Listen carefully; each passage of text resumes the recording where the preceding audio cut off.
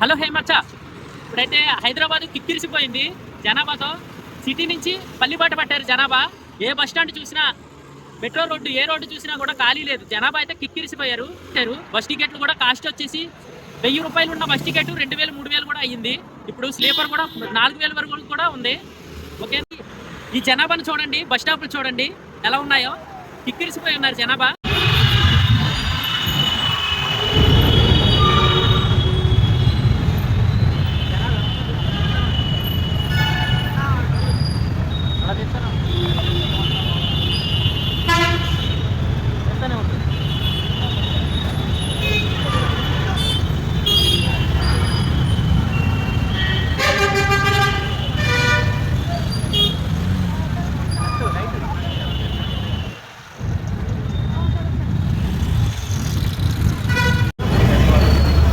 మొత్తం అలాగా